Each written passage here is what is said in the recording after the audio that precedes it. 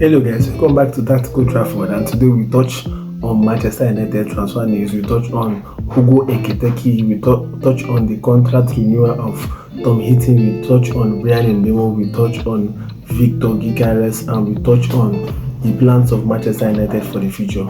So guys, let's dive into this video. So guys, the first news we are going to be talking about today is Hugo Ekitike. As reported last week, Fabrizio Romano, Florian Plettenberg, Jacobs Ben, and some other reputable sources or Tier 1 sources of transfer news, David Austin, has been able to report that Manchester United are actually interested in Hugo Ekitike from Frankfurt. He's just 22 years of age, but from the look of things, Hugo Ekitike is like the third choice of Manchester United, because obviously our first choice was Liam Delap. He has gone to Chelsea.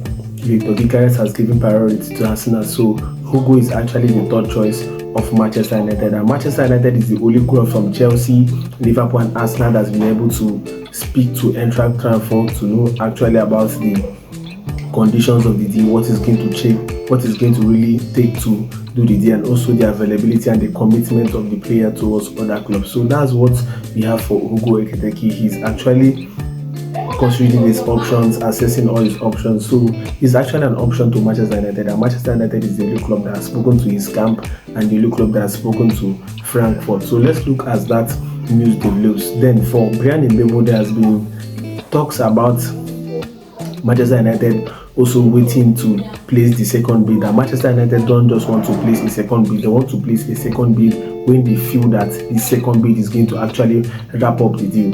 And like reports and rumors came out last week that Spurs are about bidding 70 million for Bryan Mbeumo. That's actually off the mark, because Fabrizio Romano said that he knows that Spurs is aware of the situation of Bryan Mbeumo. He has chosen to go to Manchester United. They are also waiting in the background to see how the situation turns out with Manchester United and Brentford, but he has not given any priority to Tottenham Hotspur. So I think it's just like a ploy from Tottenham Hotspur to force Manchester United to sell, to force Manchester United to make a bid of 70 million pounds for Bryan Mbeumo. So for Bryan Mbeumo, talks are still going, even though it's dragging on and it's becoming very frustrating, just like the Frankie de Jong deal. But probably we are going to get an update for Bryan Mbeumo once the negotiations are clear.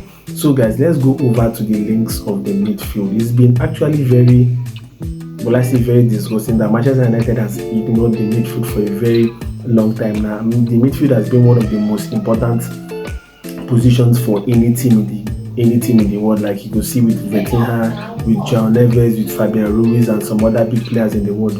So the midfield is actually the pinnacle of every big football team.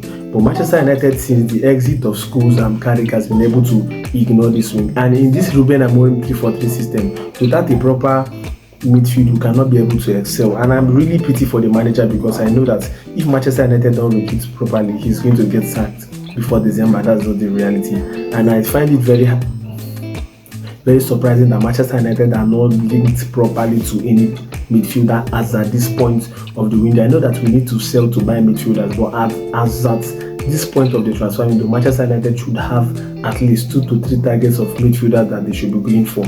But that's by the way though. So let's go over to the next transfer news we have today. There's news coming up today from the Athletic that Onana and Rashford Transfer wants to stay in Manchester United for one season. I feel that they don't want to stay. Jason Wilcox and Ruben Amorim don't want them to stay. I just feel that this situation is that Højlund and Onana is going to be really hard to sell because of their poor performances over the last 2 years. So you can't just easily throw away this kind of players. It's going to be really hard to sell. It's going to be really hard to move on, because it has been said multiple times that Ruben Amorim wants to get rid of Rashford Højlund and Andre Onana. So them saying that Ruben Amorim or Jason Wilcox wants to keep them for 1 more year, or they want to fight for their place in 1 more year, it's going to be a very detrimental situation for Manchester United, because these are players that the coach doesn't want. So keeping them in the team is actually going to be really, really bad for the team. Well, I just feel that whatever makes Rashford Højlund and Andre Onana be a starting player for Manchester United next season, then let's forget about anything trophies or forget about making it in the league. So if these 2 players are starting players for Manchester United come next season, then this season that is coming and the one that just passed is not going to be